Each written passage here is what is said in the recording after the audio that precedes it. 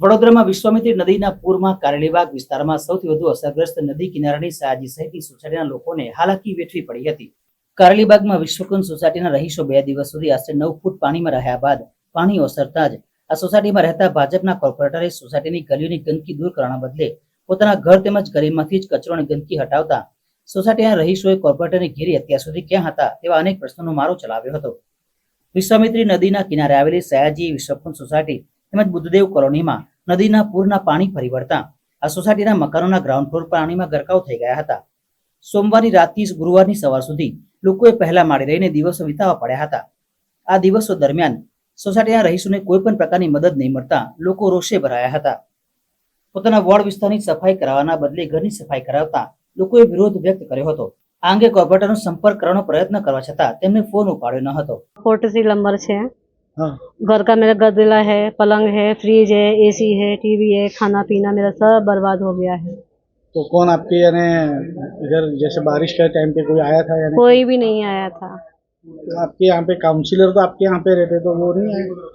नहीं, कोई नहीं आया। नुकसान होगा बहुत नुकसान हो गया मेरा, 1.5 मतलब बहुत काफी नुकसान हो गया। अगर रुपये के तौर पर हम देखने जाए तो कितने सब जीरो हो गया है।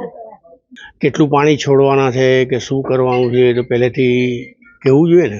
અહીંયા ખબર છે કે 2 થી 3 ફૂટ જેટલું વરસાદ હોય ને આજુમાં રીછોડ એટલું આવે, પણ આવે તો 7 ફૂટ ઉપર જતું રહ્યું।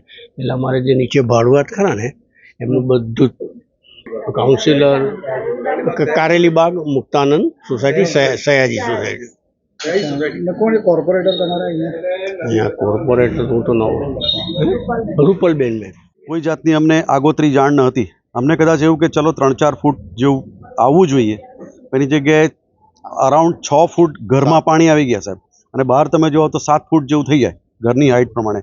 એટલે ઓલમોસ્ટ આખો ફ્લોર ડૂબી ગયો છે, લિન્ટર લેવલ ઘણી બધી તકલીફો અમે સહી છે। દૂધ વગર રહ્યા છે, પાણી વગર રહ્યા છે, કોઈ પણ જાતની અમને એક પણ પૈસાની હેલ્પ થઈ નથી। લોકલ કોર્પોરેટર અમારા અહીં હોવા છતાં અમને એમણે કોઈ જાતની મદદ નથી કરી। અમારા રૂપલબેન મહેતા અમારા કોર્પોરેટર છે, એ ઉપરાંત હું માનું છું ત્યાં સુધી ડૉક્ટર રાજેશભાઈ છે અને કદાચ પરાક્રમસિંહ બાપુ છે, પણ આમાંથી કોઈ ફરક્યું નથી। આજની તારીખ સુધી કોઈ ફરક્યું નથી। આજે સવારે રૂપલબેન અમે આટલું તો કંઈક અમારે વાત થઈ ત્યારે રૂપલબેન આવ્યા હતા અને સાફ સફાઈ ત્યાર પછી થઈ છે। એ પહેલાં કોઈ જાતનું કંઈ પણ હિલચાલ કોર્પોરેશન તરફથી થઈ નથી।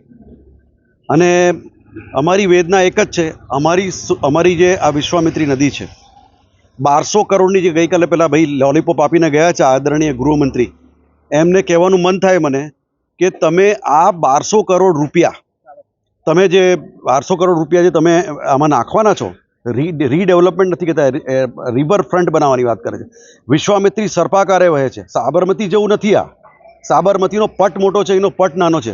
હવે તમે ઓલરેડી જો એ તમે રિવરફ્રન્ટ બનાવવા જશો તો એ કેટલી જગ્યા રોકશે? પહેલાં તો તમારી સાઇઝ તો નાની થવાની જ છે। એટલે ફ્લડનો જે બેઝિક મુદ્દો છે તો ત્યાંનો ત્યાં જ રહેવાનો છે।